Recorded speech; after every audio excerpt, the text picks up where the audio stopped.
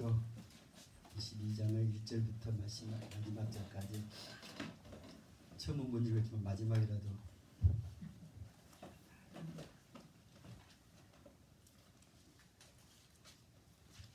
함께 봉독합니다. 또 저가 수정같이 마른 생명수의 강을 내게 보이니 하나님과 이 어린 양의 보좌로부터 나서 길 가운데로 흐르더라. 강 좌우에 생명나무가 있어 12가지 실과를 맺히되 달마다 그 실과를 맺히고 그 나무 잎사귀들은 만국을 소성하기 위하여 있더라. 다시 저주가 없으며 하나님과 그 어린 양의 보좌가 그 가운데 있으리니 그의 종들이 그를 섬기며 그의 얼굴을 볼 터이요 그의 이름도 저희 이마에 있으리라. 다시 밤이 없겠고 등불과 햇빛이 쓸데없으니 이는 주 하나님이 저희에게 빛이시니라. 저희가 세세토록 왕노릇 하리로다. 또 그가 내게 말하기를 이 말은 진실하고 참된지라. 주 곧 선지자들의 영의 하나님이 그의 종들에게 결코 속히 될 일을 보이시려고 그의 천사를 보내셨도다. 보라, 내가 속히 오리니 이제 그의 예언의 말씀을 지키는 자가 복이 있으리라 하더라. 이것들을 보고 들은 자는 나 요한이니 내가 듣고 볼 때에 이 일을 내게 보이던 천사의 발 앞에 경배하려고 엎드렸더니 저가 내게 말하기를 나는 너와 내 형제 선지자들과 또 이 책의 말을 지키는 자들과 함께 된 종이니 그리하지 말고 오직 하나님께 경배하라 하더라. 또 내게 말하되 이 책의 예언의 말씀을 임봉하지 말라. 때가 가까우니라. 불의를 하는 자는 그대로 불의를 하고 더러운 자는 그대로 더럽고 의로운 자는 그대로 의를 행하고 거룩한 자는 그대로 거룩되게 하라. 보라, 내가 속히 오리니 내가 줄 상이 내게 있어 각 사람에게 그의 일함대로 갚아주리라. 나는 알파와 오메가요 처음과 나중이요 시작과 끝이라. 그 두루마기를 빠는 자들은 복이 있으니 이는 저희가 생명나무에 나아가며 문들을 통하여 성에 들어갈 권세를 얻으려 함이로라. 개들과 술객들과 행임자들과 살인자들과 우상 숭배자들과 및 거짓말을 좋아하며 지어내는 자마다 성 밖에 있으리라. 나 예수는 교회들을 위하여 내 사자를 보내어 이것들을 너희에게 증거하게 하였노라. 나는 다윗의 뿌리요 자손이니 곧 광명한 새벽별이라 하시더라. 성령과 신부가 말씀하시기를 오라 하시는도다. 듣는 자도 오라 할 것이요 목마른 자도 올 것이요 또 원하는 자는 값없이 생명수를 받으라 하시더라.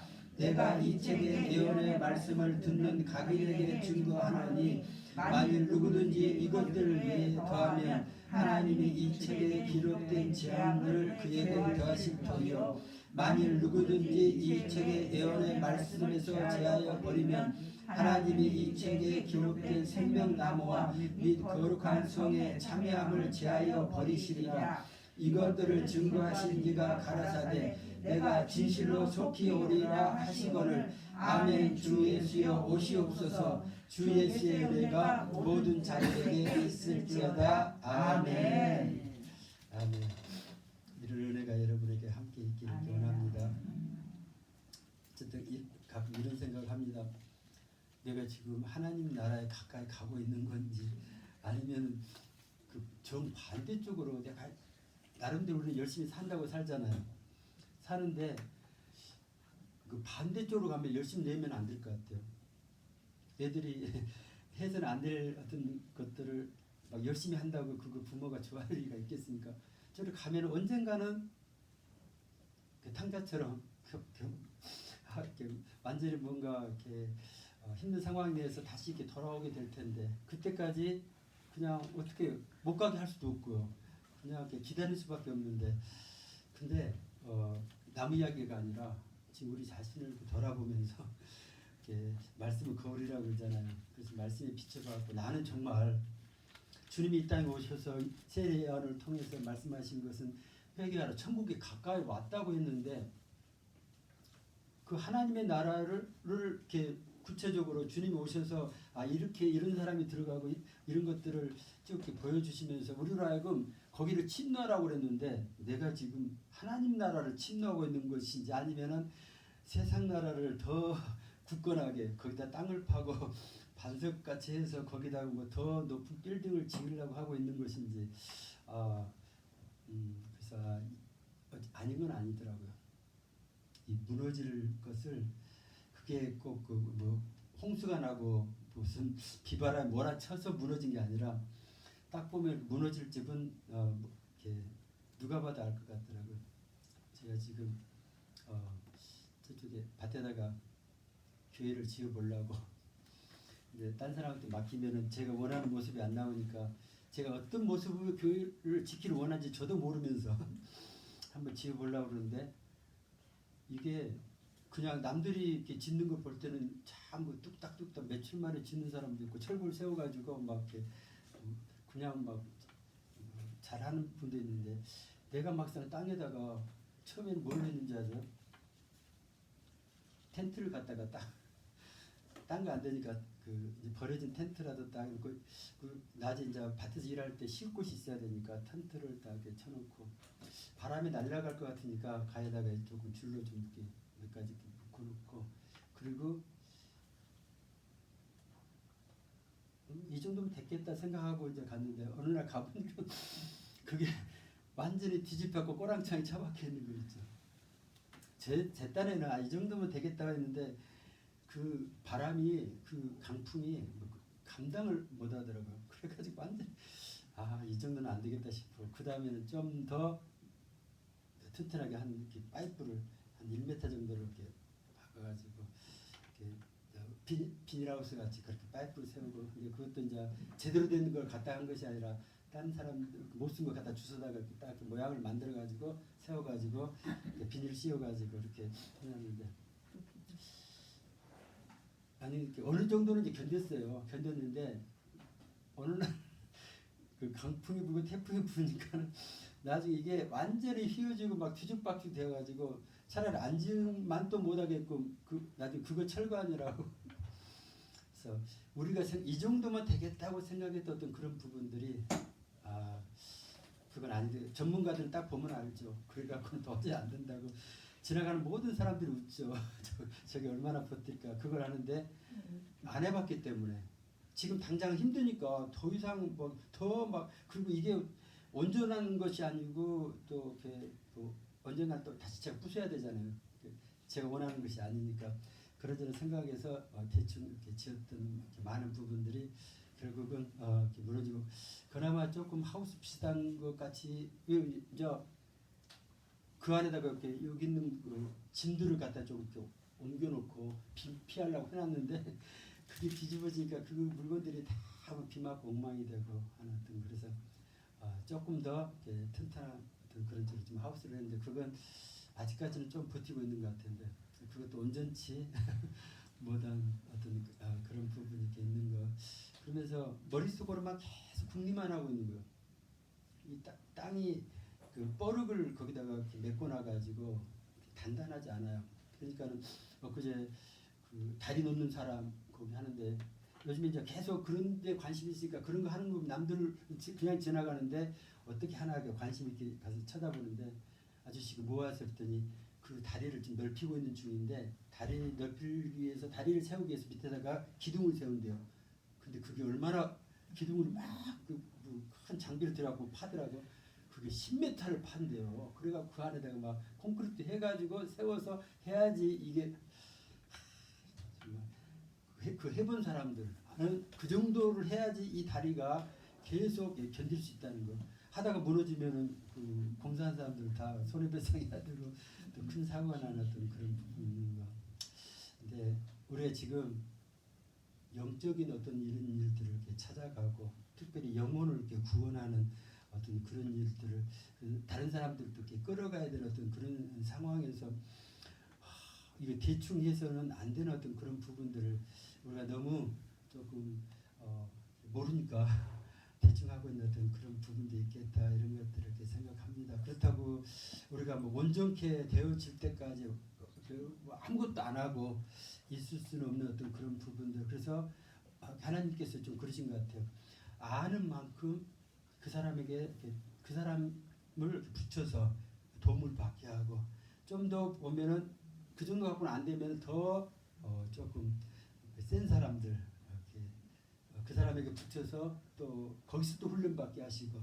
그래서 점점 하나님은, 우리는 몰라요. 왜 이 사람 붙였는지, 왜 이 사람과 같이 어쩔 때는 이렇게 헤어져야 되는 거, 이런 것들 잘 모르는데 하나님은 그 스케줄 좀 아신 것 같아요. 이 사람과 그걸 도저히 안 됐을 때 처음부터 강한 사람 붙여놓으면은 그냥 거기서 뭔가 은혜를 받는 것이 아니라 오히려 상처받아갖고 꼬꾸라져가지고 일어나지도 못한 어떤 그런 부분들. 그러면 조금 사랑 많으신 어떤 그런 사람들 이렇게 붙여가지고 정말 본인은 싫다고 그러는데 계속 전화하고 이렇게 찾아가고 이렇게 해서 그 영혼을 이렇게 세워가시는 어떤 그런 부분들을 보면서 하나님께서 각자에게 자기에게 맞는 역할을 하게 하시는 어떤 그런 부분들, 단지 우리가 해야 될 어떤 그런 부분, 내게 맡긴 어떤 그런 상황 가운데서 내가 최선을 다하는 어떤 그런 부분이 필요하겠다 이렇게 생각합니다. 오늘 요한계시를 보면서 우리가 그동안에 너무 그냥 모르니까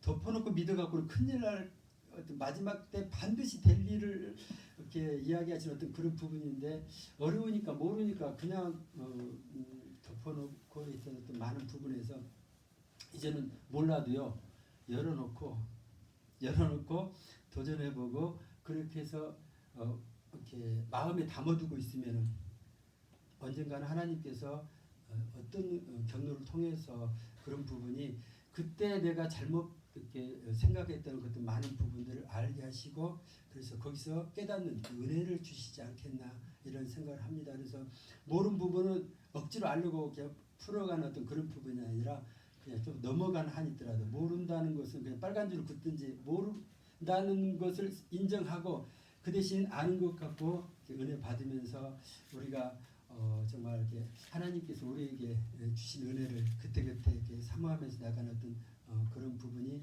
필요하겠다 이렇게 생각합니다. 오늘 마지막 장에 22장에 보면서 저는 그 17절에 뭐 딴 것도 다 모르지만은 17절에 성령과 신부가 말씀하시기를 오라 하시는도다. 그래서 왜 오라고 하는 거니? 듣는 자도 오라 할 것이요, 목마른 자도 올 것이요, 원하는 자는 다 오라고 그러는 거예요. 근데 와서 뭔가를 해야 되는 것이 아니라 값없이 생명수를 받으라. 그냥 와서 받아라. 이런 것들을 이렇게 말씀하신 거. 그래서 이것이 은혜구나. 그래서 근데 듣는다고 해서 다 이렇게 와지는 것도 아니더라고요. 이렇게 어쩔 보면은 목마른 거고 고통스럽고 너무 힘든데 이 목마른 자가 어떻게 보면은 복이더라고요. 이건 뭐지? 목마르니까는 뭔가를 갈급하잖아요. 그걸 찾잖아요. 그 사람이 얻는다는 이야기죠. 목마르지 않는 사람은 어떤 게 사실 목마른데 뭐 라오디게아 교회를 하는 것처럼 사실은 눈도 멀고 뭔가 뭐 이렇게 정말 하나님 볼 때는 그가 정말 이렇게 비참한 어떤 그런 부분인데, 본인 스스로 생각할 때 나는 부유하고 부족한 것이 없다. 이것이 문제더라고요. 내가 지금 아직 그쪽에 하나님이 이렇게 께서 열어주시지 않는 어떤 그런 부분을 통해서 나의 본래의 그 모습을 지금 잘못 보고 있는 거죠. 그래서 말씀을 우리가 안 읽고는 말씀을 거울이라고 그러는데, 거울을 읽어보지 않으면 내 본래 모습을 제대로 못 본다는 거. 근데 어쨌든요, 봤는데 거울에가 뭐가 많이 묻어가지고 잘 안 보이는 거예요. 안 보여서 모르는 경우도 너무 많더라고요. 그래서 거울을 조금 닦는 어떤 그런 것도 참 지혜롭겠다 생각합니다. 그래서 계속해서 이것이 환하게 지금은 부분적으로 알고 있는 어떤 그런 부분들이 이제 점점 열어지고 우리가 신앙생활을 함에 따라서 하나님께 더 가까이 나감에 따라서 우리의 그동안에 정말 이렇게 몰랐던 것들, 막혔던 어떤 그런 비밀들이 하나씩 열어지는 거예요. 어떤 사람들한테 다 열어졌는데 오늘 요한계시록은 요한에게는 이 모든 것들을 눈으로 직접 보여주셨는데 우리는요 보여준 것을 읽으면서도 그것이 이렇게 알아지지 않는 어떤 그런 부분들을 이렇게 생각하면서 이런 부분에 이제는 조금 마음을 이렇게 써야 되는 어떤 그런 부분이 이렇게 필요하겠다 이렇게 생각을 합니다. 이 안에 하나님께서 우리에게 주시고자 하시는 그런 모든 것들이 이렇게 실제로 감춰져 있는데 아는 사람은 다 알 수 있게끔 그것을 우리에게 이렇게 열어놓으신 어떤 그런 부분이 있다는 것들을 이렇게 이야기를 합니다. 그래서 사실은 성령께서 이런 말씀을 이렇게 하셨다는 것을 이해를 하잖아요. 근데 거기에 그 신부, 이 신부가 누구냐? 그래서 조금 이렇게 찾아보기도 하고 했는데 안산홍 그쪽에서는 그래요. 그래서 이 신부가 어머니 하나님이다.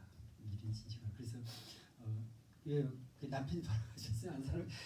예, 그러니까 이제 그쪽을 이렇게 이야기하기 위해서 하는 어떤 그런 부분이 있고, 그래서 우리가 이 부분을 이게 뭐 모든 사람 어떤 사람은 이거다 어떤 사람은 저거다 여러 가지 거 이야기하는데 그런 많은 것들을 이렇게 들어가면서 내 마음에 진짜 나도 그게 맞는 것 같다고 이렇게 조금 믿어지는 어떤 그런 부분이 있을 거라는 거.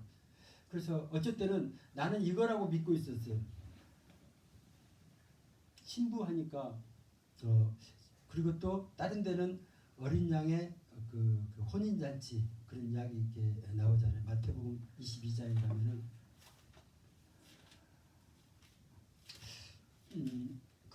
어쩔 때는 이렇게 비유로 말씀하시는 어떤 그런 부분도 있고요. 여기서 천국을 이야기하면서 22장 2절을 보니까 마치 자기 아들을 위하여 혼인잔치를 베푼 어떤 임금과 같다. 천국을 이런 식으로 비유를 했더라고요. 그렇게 했을 때 여기에서 자기 아들은 우리가 지금 생각할 때 아들은 예수님. 그러면요. 신부는요. 혼인잔치니까 신부가 있어야 될 거 아니에요. 신부가 우리지 않겠냐. 우리가 지금 신부 단장해야 되고 준비해야 되는 그런 부분이지 않겠나 이렇게 생각을 했는데 쭉 내용을 다시 한번 읽어보면요. 신부를 주님 그 임금이 청한 게 아니에요. 그 종들을 보내서 신부 혼인잔치에 참석할 축하객을 모으고 있는 거더라고요. 근데 다들 바빠가지고 안 오는 거예요. 그래서 돌아보지도 않고 자기 밭으로 가고 자기 상업차로 가고 어떤 사람은 그 종들을 잡아 죽이고 이렇게 하는 어떤 그런 부분. 그래서 나중에 그 종들을 혼인잔치는 예비가 됐고요. 그래서 이제 청한 사람들이 안 오니까는 사거리에 가서 사람을 만나는 대로 혼인잔치 청하여 오너라. 지금 신부를 지금 찾는 것은 아닌 거 아니에요. 지금 신부도 다 정해져 있어요. 아들도 있고 신부도 있고 근데 잔치에 참여할 사람을 지금 모르는데 초청한 사람이 안 오니까 가서 사거리에 가서 만나는 대로 오라고 이렇게 이야기를 합니다. 이 비유에서 보면은 우리가 지금 이 초청받은 사람이구나. 특별히 그 처음에 초청받은 사람들은 이스라엘 민족을 이야기하는 걸로 알고 있고요. 그다음에 나중에 그들이 하나님께 오지 아니하니까는 우리 이방인들에게 아무나 사실은 구원의 전혀 대상이 안 되는 우리한테까지 이 은혜가 입혀가지고 그냥 이렇게 참여하도록 하는 이런 부분이었겠다 이런 것들을 이렇게 생각합니다. 근데 딱 한 가지 예복을 입지 않은 사람 그 사람은 거기까지는 갔는데 거기서 나중에 쫓겨나고 슬피 울며 이를 감이 있다 이런 것을 이야기합니다. 그래서 여기에 예복을 입는 거 그래서 우리가 예수님의 보혈로 우리의 죄를 이렇게 씻임을 받는 이것이 청함을 받는 것까지 좋은데 거기서 쫓겨나느냐 거기서 잔치에 참여하느냐 여기에 엄청난 것들이 있더라고요. 그 예복 하나 입느냐 아니 우리가 예수 믿는 것이 뭐 별것 아니 이게 아니고 그것 예수님의 보혈로 죄 사함을 받았다는 이 자체가 그 잔치에서 이렇게 누리게 하시는 어떤 그런 부분이 있다는 좀 넘어가서 30절에 보니까 우리가 신부다 예수님의 신부다 이런 어떤 지금 이렇게 성경에서 말하는 어떤 신부의 개념을 조금 이렇게 생각하다 보니까는 그러는데 주님이 뭐라 했는군요. 그 부활에 대해서 이야기하면서 30절에 부활 때는 장가도 아니 간대요. 시집도 아니 가고 하늘에는 천사들하고 같은 거기는 시집하고 장가 가는 게 없대요. 지금 우리도 그러죠. 이 땅에서 헤어지면은 천국 가서 다시 뭐 부부로 아니 전혀 그런 게 없다는 건데 자꾸 우리가 그 착각에 빠져 있는 어떤 그런 부분이 있다는 거. 거기서 좀 그 하나님의 나라에서 말씀하시는 지금 신부라고 성경에 이제 표현되어 있는 어떤 그런 부분은 우리 이 땅의 삶 가운데서 남편과 아내 어떤 그런 그러니까 주님과 우리 관계가 신랑과 신부 어떤 그런 쪽은 아니지 않겠나.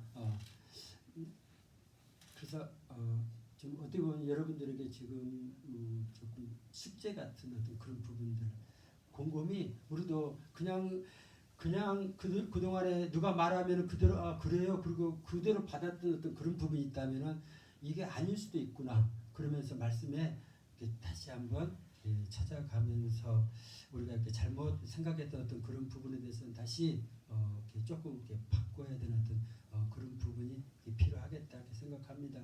그러다가 이제 조금 어떤 사람들 우리가 모르는 걸 확실하게 이건 이거야 그러면 성경을 막 찾아주고 하다 보면은 조금 아주 엉뚱한 잘못된 사람들을 만날 수 있는 어떤 그런 부분이 있겠지만은 어찌됐든 우리가 이것을 알려고 사모하고 그래야만이 어느 순간에 그런 부분이 이렇게 열어지더라고. 아까 제가 집 짓는 이야기를 이렇게 하고 지난번에는 막 차 고치는 거 지금도 차가 지금 온전치 못해요. 가끔 급할 때만 쓰고 오는데 그래도 항상 그걸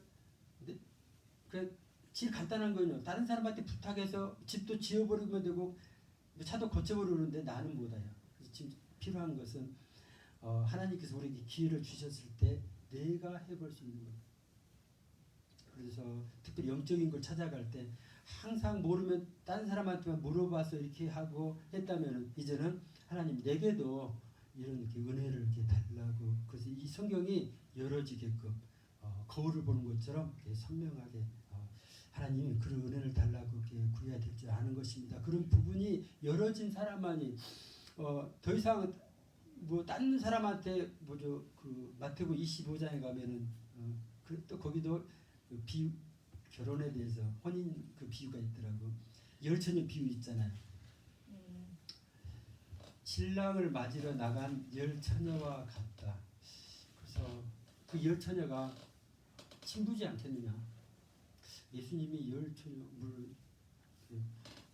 결혼을 별로 한 사람하고 가는데 열처녀하고 이렇게 그런 개념일까 이런 생각도 하고. 근데 여기서 말하는 그 그 비유의 어떤 그런 내용의 그 중심되는 것은 제가 볼 때는 주님이 언제 올지 모르니까 깨어 있으라. 그 부분을 이렇게 좀 강조하시는 어떤 그런 부분이지 않겠나. 그래서 미련한 자가 나오고 슬기로운 자가 이렇게 있는 것들 이렇게 보면서 나중에 기름이 막 떨어져 가서 파는 자들에게 가서 너희 쓸 것을 이렇게 사라고 해서 그걸 사러 가는 동안에 이렇게 신랑이 오는 어떤 그런 부분들. 그래서 여기에서 우리가 지금 뭔가를 지금 천국에 대해서 예비하면서 내가 이렇게 준비해야 될 어떤 그런 부분이 어떤 부분인가? 이것은요 나한테 있지 않냐면은 그게 떨어지면은 그때 가서 파는 사람한테 그러니까 다른 사람에게 공급을 받다 보면 그 사람한테 가다 보면은 그 때를 놓칠 수 있는 어떤 그런 부분도 있겠다 이런 것들 이렇게 생각합니다. 그래서 우리 가운데 이렇게 지금 천국을 이렇게 준비하는 어떤 그런 과정 가운데서 내가 깨어 있어야 된다는 것. 두 사람이 함께 밭을 갈다가 한 사람은 휴거 때 올라가고 또 어떤 사람이 올라가고 어떤 사람이 그대로 있는지 한 사람은 준비되었다는 이야기더라고. 한 사람은 똑같이 지금 밭에 일을 하고 있는데 한 사람은 준비된 사람과 준비 안 된 사람이 있다는 거예요. 그래서 우리가 그때와 그 시기를 모른다는 거. 그래서 좀 이따 하면 안 될까요? 그런 부분이 우리 마음에 자리 잡지 않게끔 항상 내가 깨어서 준비해야 돼요. 이 땅에 뭐 밭을 갈고 뭐 하고 이런 거 막 많은 것이 너무 바쁘다 보면은 주님 오실 그때를 나도 이렇게 놓칠 수가 있는 어떤 그런 부분이 있다는 거야. 내가 깨어있지 않냐면 잠깐 사이에 그건 끝나버리는 어떤 그런 부분들. 참 이 열천의 비유에서요. 그래가지고 그 예비했던 자만 혼인잔치 들어가는데 그 다음에 심각한 것이 그 후에 남은 처녀들도 와서 주여 주여 우리에게 열어주소서. 근데 대답하여 가로되 진실로 너희에게 이르노니 내가 너희를 알지 못하노라. 어쩔 때는요 정말 이렇게, 이렇게 매정한 심판 어떤 그런 부분들도 마찬가지인 줄 압니다. 어쩔 때는 그냥 은혜가 한없으신 것 같고 어쩔 때는 정말 안 되는 것 전혀 안 되는 어떤 그런 부분들. 그래서 우리 이렇게 생각과 이렇게 마음을 지키시기를 이렇게 원하는 어떤 그런 부분들. 그래서 참 신부로 만약에 신부라면은 신부로 결혼 약속해놓고 좀 늦었다고 해서 나 당신 전혀 모른다 이렇게 할 것 같지는 않는 어떤 그런 부분들이겠다 이렇게 생각합니다. 그래서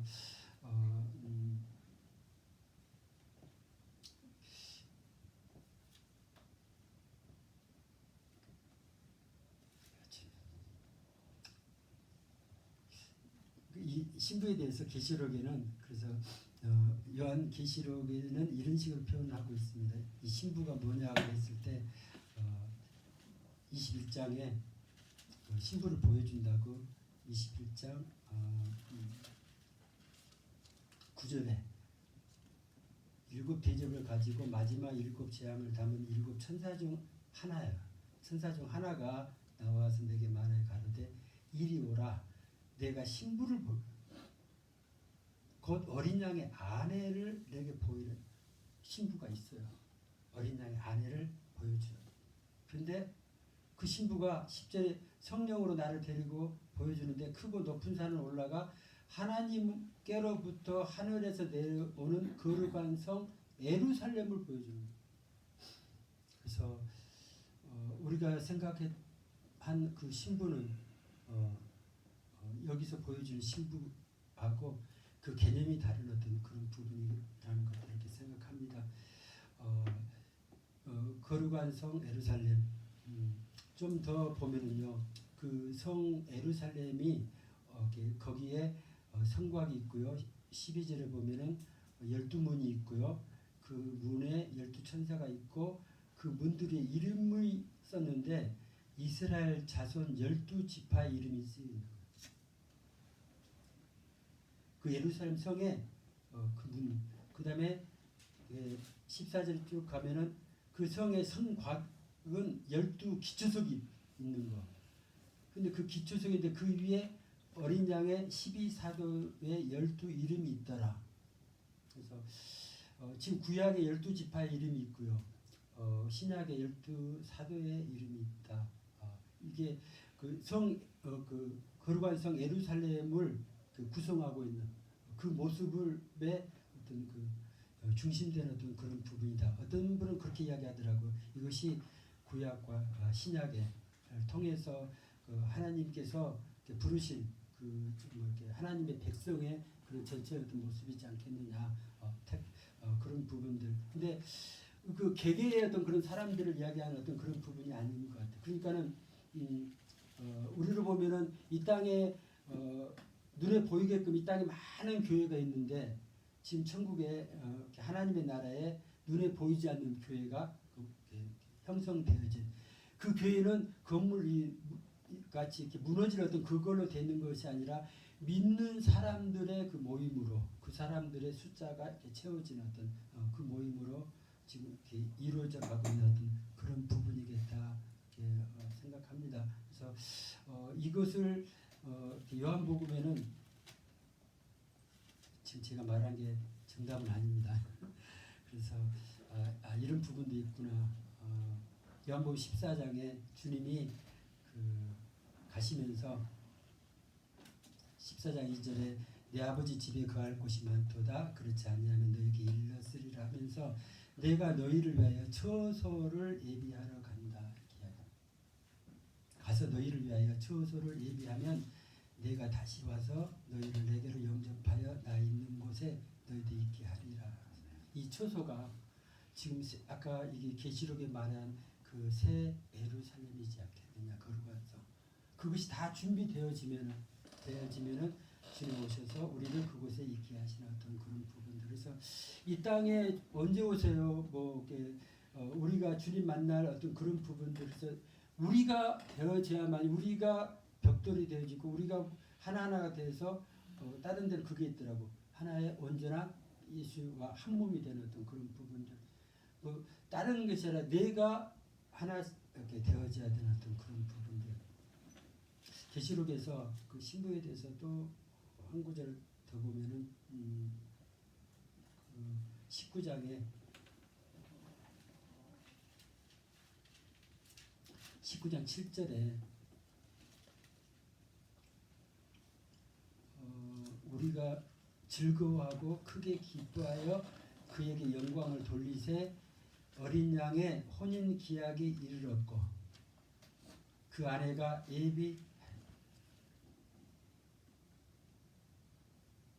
그에게 허락하사 빛나고 깨끗한 세마포를 입게 하셨은즉 이 세마포는 성도들의 옳은 행실이로다. 그래서 여기에 혼인 잔치가 있는 거 9절에 천사가 내게 말하기를 기록하라.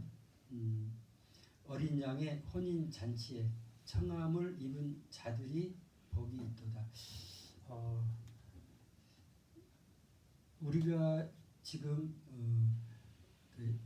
어떤 신부라는 어떤 그런 개념을 조금 이렇게 생각을 그 안에 내가 청함을 받는 그거, 이것이 아무에게나 하나님께서 허락하신 어떤 그런 부분이 아니고 어린 양의 생명책에 기록된 사람만이 이 잔치에 청함을 입은 자, 그 사람들을 하나님께서 8절에 보니까 그에게 허락하사 빛나고 깨끗한 세마포를 입게 하셨은즉 이 세마포는 성도들의 옳은 행실이로다, 이렇게 기록하고 있습니다.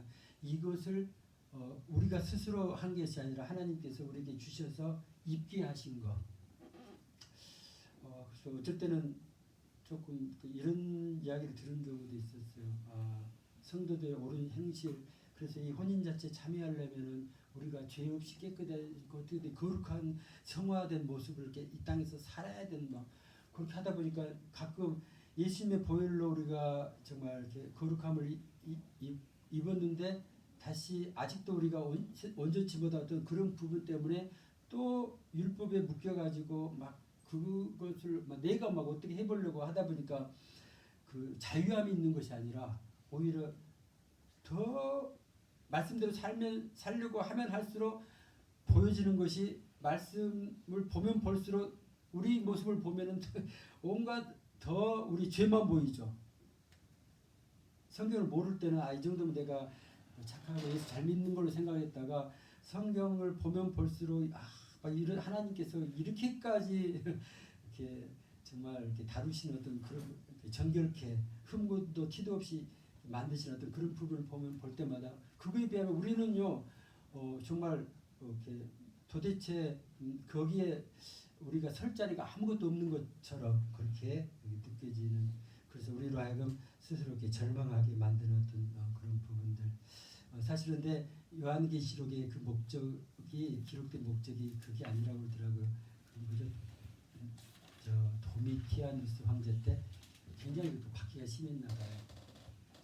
박해가 그때 한 10번 정도 이렇게 박해가 있다는데 가장 심한 어떤 그런 박해 때 성도들을 견디게 할 수 있게끔 이 말씀을 이렇게 주셨다는 거. 소망을 갖게끔. 이 땅에서 죽어도 그것하고 아무 상관없이 하나님께서 우리에게 예비해 놓으신 이런 부분들을 미리 우리에게 알려줌을 통해서 그러한 힘든 어떤 그런 과정들, 핍박 이런 것을 그냥 달게 받을 수 있게끔 무장시키는 어떤 그런 말씀을 이렇게 주셨다고 이렇게 이야기를 합니다. 그래서 많이 힘들었을 때 시험 당할 때 욥기를 읽으면은 욥에 비하면 우리는 정말 받은 것은 아무것도 아니잖아요. 견디는 어떤 그런 부분이 이렇게 계시록도 이렇게 마찬가지라고 그럽니다. 이 땅의 삶 가운데 조금 이렇게 힘든 어떤 그런 상황 또 이렇게 천재지변에 정말 우리가 어떻게 할 수 없는 어떤 그런 상황 가운데 빠졌을 때마다 거기에 우리 가운데 소망을 잃지 않게 하시는 어떤 그런 부분이 있다는 거. 이것을 우리가 붙잡지 못하면 나도 모르게 세상 사람들이 무서워하면 나도 같이 이렇게 두려워가지고 그 두려움에 빠져버리는 어떤 그런 것이 있다는 것들을 생각합니다. 그래서 계시록 거기에 오늘 읽었던 말씀 가운데서 그 하나님께서 우리에게 이렇게 주시기를 이렇게 원하는 거 22장 1절에 보니까 저가 수정같이 맑은 생명수의 강을 보여주고 하나님과 및 어린 양의 보좌로부터 그게 흘러나오는 거예요. 그래서 2절에 길 가운데로 흐르는데 강 좌우에 생명나무가 있어 12가지 실과를 맺히되 달마다 그 실과를 맺히고 그 나무 잎사귀들은 만국을 소송하기 위하여 있더라. 그래서 이 생명수를 마시게 하는 거, 이 생명나무의 열매를 먹게 하시는 거, 그래서 그걸 통해서 3절에 다시 저주가 없으며 하나님과 그 어린 양의 보좌가 그 가운데 있으리니 그의 종들이 그를 섬기며 그의 얼굴을 볼 터이요. 얼굴과 얼굴을 보게 되고 그의 이름도 저희 이마에 있으리라. 다시 밤이 없겠고 등불과 햇빛이 쓸데없으니 이는 주 하나님이 저희에게 비추심이라 저희가 세세토록 왕노로 다리로다. 이렇게 말씀하고 있습니다. 어떻게 보면은 조금 우리에게 꿈같이 들려지는 어떤 그런 부분일 수도 있지만은 이런 부분들을 자꾸 묵상하고 마음에 우리에게 하나님께서 궁극적으로 주시길 원하시는 거. 그래서 어쩔 때는 그냥 하나님 이 땅에서 이런 복을 주세요. 그걸로 우리가 너무 많이 이렇게 묶여버리고 그것이 하나님이 우리에게 줄 전부처럼 그래서 막 복 받은 것처럼 이렇게 착각에 빠지게 하는 어떤 그런 부분이 있는 거. 그것이 아니고 우리가 누릴 것은요. 장차 하나님의 나라에서 영원토록 세세토록 누릴 이것이 거기에서 생명수를 마시고 생명나무의 실과를 먹고 그게 누리는 것이지 이 땅에서 누리는 것은요. 누가복음 16장에 그것도 비유죠. 부자와 나사로 그 비유하면서 19절에 부자가 자색옷과 고운 베옷을 입고 날마다 호화로 연락하면은요. 이것이 예수 믿는 사람이 받을 축복이라고 그러면 이 사람은 엄청난 예수 잘 믿는 사람이잖아요. 정말 복 받은 사람이잖아요. 근데 끝까지 읽어보면요. 이게 아니잖아요. 그래서 지금 우리로 하여금 예수 믿는 사람으로 세상에서 잘 나간 사람을 바라보면서 부러워하거나 아니면 나의 어떤 처지를 보면서 우리가 보면은 아직 그 정도는 아니지만 어쨌든 나사로 같이 거지 돈도 없고 거지가 돼갖고 또 몸은 또 이렇게 아픈 데가 많아가지고 헌데를 이렇게 앓고 그래서 간신히 먹을 걸 구걸하기 위해서 그 부자의 대문에서 조금 뭐 좀 이렇게 챙겨 먹으려고 이 정도의 우리의 모습을 봤을 때 우리가 굉장히 비참하게 느껴진다면요. 우리가 조금 더 성경에 이런 생각이 들더라고요. 이것이 지금 현재 우리의 모습이라면 장차 내가 나의 모습이 어쩔 것인가.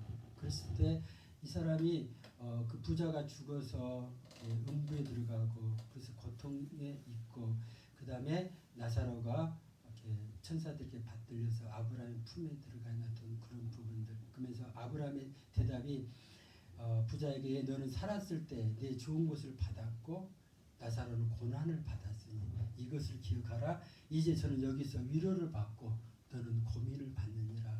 이런 거. 그래서 지금 우리가 위로를 받는 것은 어쨌든 하나님 이 땅에 있을 때 좀 회복해 주면 안 될까요? 이런 부분도 간절하지만은 주님이 원하는 것은 우리로 하여금 뭔가 더 정결된 모습으로 아까 그 계시록에 있는 거 두루마기를 빠는 자. 그러니까 어떤 사람이 복 있는 거니 두루마기를 빠는 자가 복이 있더라고. 그러니까 보니까는 지금 이렇게 고운 배옷을 입고 스스로 나오기가 교회처럼 나는 부자라고 생각한 사람은 그걸 빨 필요가 없다고 생각한 거예요. 실제로는 엄청 더러운데 하나님 볼 때 자기는 아무런 괜찮다고 마음껏 세상을 누리다가 나중에 보니까 시간을 놓친 거예요. 그래서 나중에 가보니까는 상황이 그게 아니었던 어떤 그런 부분들을 이렇게 생각하면서 지금 우리가 지금 현재 내 모습만 가지고 고민할 어떤 그런 부분이 아니고 장차 미래에 어떤 것들이 우리에게 하나님 허락하신 것인가 또 내가 장차 받을 것이 무언가를 이런 것을 계시록을 통해서 여러 가지 말씀을 통해서 보면서 그쪽에 소망을 가져야 되겠더라고요. 지금 당장 것 가지고 소망을 가질 수가 없더라고요. 이것은 언젠가는 뭐 이렇게 엎어질 수도 있고 빼앗아갈 수도 있고 도적이 훔쳐갈 수도 있는데 그쪽에 있는 것은 영원한 어떤 그런 부분이 있어서 그래서 이걸 생각하면서 우리가 지금 우리의 모습을 보면서 우리 과거에 내가 지금 어쨌든 그래 내가 왜 이런 상황을 내가 겪어야 되지? 어쨌든 부모 탓일 수도 있어. 내가 정말 삼성에 재벌 아들 태어나지 않는 거 죄입니까? 그거 아닌데 그분들 어떻게 될까 모르겠어요. 18조를 상속을 받은 18조가 얼마나 될까 했을 때 아파트가 제일 비싼 게 한 10억이라고 생각하고 그것이 10억짜리 그 집을 만 채가 아니라 10만 채 정도 있어야만이 그 18조가 되는 그런 금액인데 문제는 그 상속세는 또 어떻게 해서 참 그렇다고 그게 상속세가 내기 싫어가지고 그 18 나머지 것을 포기한다 그럴 수도 없잖아요. 한 사람이 이 땅에 똑같은 인생을 살았는데 어떻게 보면은 우리보다 얼마 많이 살지도 않았는데 그 동안에 그 엄청난 것들을 이렇게 먹는데 문제는요 가지고 간 게 아무것도 없는 어떤 그런 부분. 그 정도가 아니라 가고 보니까 오늘 여기로 보면은 가서 음부에서 고통 당할 것을 이렇게 생각하면은 이게 부러울 것이 아무것도 없는 어떤 그런 부분이겠다 이렇게 생각합니다. 그래서 지금 우리의 모습을 해서 우리의 과거 하면은 우리 부모님들을 봐야 돼요. 그래서 요즘에 저희 아버지하고 이렇게 또 이렇게 처가집에 장모님이 살아계시는데 가끔 이렇게 가서 보면서 이분들이 지금 뭐 때문에 힘들어할까? 우리 아버지는 아직도 핸드폰 새로 뭔가 바꿔가지고 그걸로 뭔가 좀 뭐 배울 게 너무너무 많은 거야. 근데 누구한테 물어봐도 알려주잖아요. 쓸데없이 그런 걸 왜 알려고 그러냐고. 그 나이에 현재 94세. 근데 본인은 막 진짜 예전에 못했던 것 막 이런 것도 막 궁금하고 막 그래서 막 하루에 10,000보씩 걸어요. 왜 그러냐 했더니 그 10,000보를 걸으면은 캐시오 뭔가 그 앱을 동생이 다운 받아줬는데 그거 하면 하루에 뭐 100원인가 그게 충전이 된대요. 10,000보를 걸으면 그래가지고 저녁에 그 와이파이 되는데 가갖고 또 그걸 또 충전을 시키고 어쨌든 옛날에 그랬어요. 식당에 가면은 식사하는데 계속 이러고 계세요. 왜요? 오늘 다 못 걸었대요. 그러니까 막 10,000보를 채워야 된다고 막 이러고 계세요. 남들 보기 좀 안 좋아요. 아버지 차라리 그거 안 하면 안 될까 했더니 안 하려고 해도 이게 안 되는 거예요. 그걸 채워야 된다는 그것 때문에 그래서 그게 남의 일 아니더라고요. 우리의 미래의 어떤 그런 모습 같은 것을 그래서 이렇게 가면 갈수록 이렇게 눈도 안경 질 돋보기 센 거 4.0을 사다리는데 그걸 보고 성경을 봐도 처음에는 보이다가 나중에 흐릿해서 안 보이는데 그래서 어제는 그보다 더 센 걸 찾는데 없어요. 그래서 안경을 2개를 이렇게 겹쳐서 이렇게 할 수 있는 어떤 그런 안경도 있다는 것. 그래서 우리의 어떤 미래의 모습 이렇게 보고요. 또 과거의 모습, 그다음에 우리의 미래의 모습, 우리 자녀들은 어떤 식으로 지금 이렇게 오고 있는 것인지. 우리가 걸었던 길을 똑같이 걷고 있으면요, 뻔해요. 우리처럼 똑같이 하나님 앞에 뭔가 조금 많이 혼나야만이 하나님 앞에 바로 세워진 웬만큼 맞아갖고 정신 못 차리면은 도대체 왜 하나님을 예수를 믿어야 되는지도 모르고 왜 그 정말 이렇게 찬양을 막 이렇게 일어서 막 뛰고 막 뭐 이렇게 기도할 때 막 부르짖고 울고 왜 그러느냐고요 도대체 막 이러면서 막 성질낼 수밖에 없어요. 왜요? 그것을 경험을 안 해보면 그렇게 그런 과정을 통해서 자기 어떤 부분들이 풀어지는 어떤 그런 거. 그래서 아까 찬양하면서 막 예수님의 보혈을 이렇게 경배하세. 그 안에 막 권능이 있네. 막 그래서 그 권능을 알기 전까지 예수님의 보혈의 그 능력을 알기 전까지는 막 그런 것이 막 이상하게 막 이렇게 꺼림직하게 느껴지는 어떤 그런 부분에 우리가 묶여 있다면은 이제 어떻게 보면은 내가 경험치 못한 것은 과거에 우리 부모들이 경험한 것 이야기를 듣고서 내가 미리 깨닫는 것도 지혜되겠다. 또 우리가 경험치 못한 것을 성경의 믿음의 선배들이 많은 것들을 경험하고 나서 실패한 경험들도 다 기록해 놓고 그래서 그들이 이렇게 정말 이렇게 딱 정말 우리한테 필요한 것 솔로몬이 모든 것이 헛되고 하면서 이런 기록했던 것들을 우리가 이렇게 마음에 이렇게 새겨두면서 그렇게 나는 그 길을 안 가려고 하는 그런 몸부림이 필요하겠다 이렇게 생각합니다. 그런다고 이렇게 쉽게 되어지는 어떤 그런 건 아니더라고요. 안 하려고 해도 안 되어지는 거. 정말 하나님 은혜가 아니면은 우리가 그런 과정을 내가 경험하지 않으면은 절대 머리로는 이해되는데 이 마음에서는 그 간절함과 그 아까 그 목마름 생명수에 대한 목마름 이렇게 구원의 그 기쁨 이런 부분이 이렇게 마음에 와닿지 않는 어떤 그런 부분이 있다는 것들을 이렇게 생각합니다. 그래서 우리가 지금 현재 우리는 지금 어디쯤 와 있는 것인지 내가 남들처럼 아무리 수고하고 했어도 뭔가 하나님은 계속 나를 힘들게 만들고 다루시는 어떤 그런 과정이 있다면은 우리는 지금 두루마기 그 계시록에요 22장 14절에 그 두루마기를 빠는 자들은 복이 있어요. 이거 아무데나 빤다고 빨아지는 게 아니잖아요. 예수님의 보혈에 거기 그걸 통해서 왜 복이 있다고 그런 거니? 이는 저희가 생명나무에 나아가며 분들을 통하여 성에 들어갈 권세를 얻으려 함이로다. 그래서 이 예복이 준비되어져야만이 쫓겨나지 않더라고요. 아까 그 혼인잔치 그 비유할 때 보면 그래서 이것이 하나님께서 나로 하여금 이 일을 이 땅에서 하게 하는 거. 내가 쓸데없는데 내가 마음 뺏기지 않고 이 일을 내가 안 하니까 하나님이 억지로 나로 하여금 어떤 그런 상황에 넣어가지고 나로 하여금 이렇게 억지로 우리 모습을 보게 하시고 그걸 이렇게 정말 정결케 하려고 하는 어떤 그런 것 힘쓰고 애쓰는 어떤 그런 부분이 이것이 복이라고 이렇게 이야기합니다. 스가랴 3장에 보면은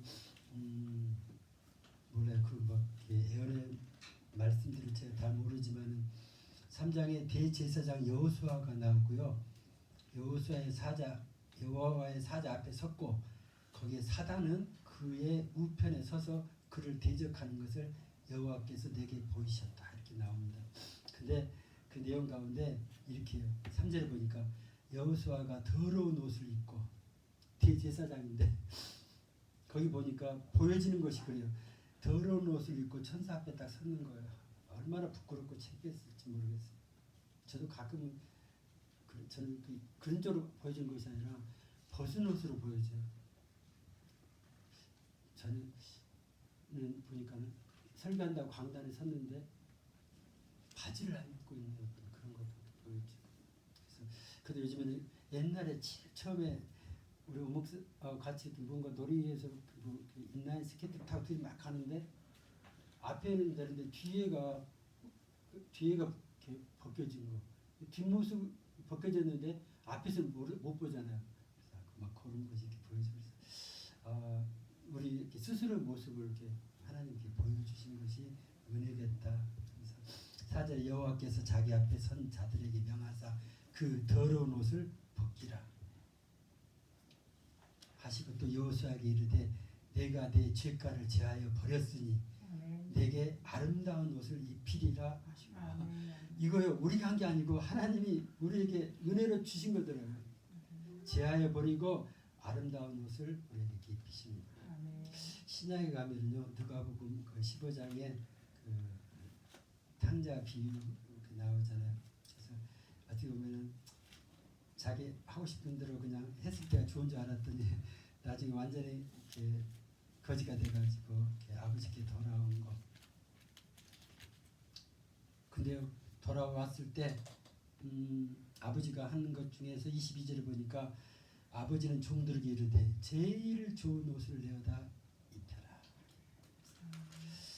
지금 꼴이 말이 안 입겠죠. 그동안에 돼지 쥐염 열매나 먹고 뭐 돼지치고 뭐 그러면서 그 형편이 어떻겠어요. 냄새나고 다 벗기고 그 집에서 제일 좋은 옷을 내어다 입혀라. 아들이니까. 그래서 뭐 통장 뭘 했는데요. 딱 한 게 없어요. 아버지께 돌아간 것밖에 없더라고요. 그래서 정말 우리가 한테 하나님께서 우리에게 원하는 것은 아버지께 돌아오는 거, 회개하고 돌아오는 거, 이것만 원했는 거. 그래서 하나님께서 우리의 모든 죄된 모습들을 다 벗겨주시고 우리로 정말 성결한 그런 옷을 입혀서 이렇게 어린 양의 혼인 잔치에 이렇게 차리게 하셔서 그 기쁨을 같이 이렇게 누리게 하시고 정말 그 뭐죠 창세기 때 소낙가마 따먹고 생명나무를 따먹지 못했던 그 생명나무를 마음껏 따먹을 수 있도록 하나님께서 허락하신 어떤 그런 부분이 있겠다. 이것을 우리에게 듣게 하시고 이런 것이 있다는 걸 알게 해주신 거. 그것이 또 믿어지게 되고 그런 부분을 우리라고 갈급하고 사모하게 하는 것. 이것이 복이다. 이런 것들을 이야기합니다. 17절에 성령과 신부가 말씀하시기를 다 준비되어 있는 거예요. 오라 하신도다. 듣는 자도 오라 할 것이요 목마른 자도 올 것이요 또 원하는 자는 값없이 생명수를 받으라.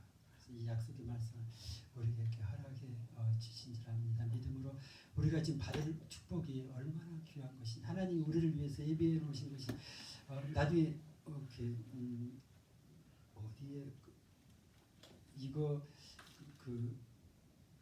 주님이 십자가에서 다 이뤘다고 그렇게 이야기하시는 그런 부분도 있는데 요한계시록에도 그 이야기가 나옵니다.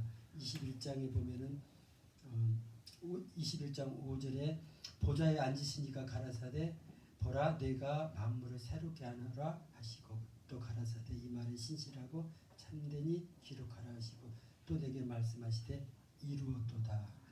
하나님 다 이루시. 나는 알파와 오메가요 처음과 나중이라 내가 생명수 샘물로 목마른 자에게 값없이 주리라. 그래서 우리로 하여금 7절에 이기는 자는 이것을 유업으로 얻으리라. 나는 저희 하나님이 되고 그는 내 아들이 되리라. 이렇게 말씀하십니다. 그래서 우리로 하여금 결코 포기하지 말라는 거예요. 이기는 자가 되라고 이야기를 합니다. 포기하지만 않으면 하나님께서 예배하시는 이 축복을 유업으로 받아들이게 될 줄 믿는 것입니다. 기도하겠습니다. 주신 아버지, 이 땅이 막 어지럽고 어떤 상황으로 돌아갈지 알지 못하지만 혹시라도 우리가 세상에 취해가지고 그들에 따라가다가 내가 예수 안에서 정말 하나님의 나라에서 너무 멀리 가는 잘못된 방향으로 가지 않을까 두렵사오니 그때마다 깨어있게 하시고 정신 차리게 하시고 우리를 스스로 쳐서 이렇게 복종하게 하시고 하나님께서 우리를 하여금 지키라고 하시는 그 말씀 정말 생명처럼 예수 안에 내가 이렇게 머물러 있는 어떤 그런 부분을 사모하면서 나가는 저희가 되게 하시고 또 이러한 복을 우리 이웃과 또 우리 자녀들에게 물려줄 수 있도록 주님 축복하여 주옵소서. 걸어가신 예수님의 이름으로 기도합니다.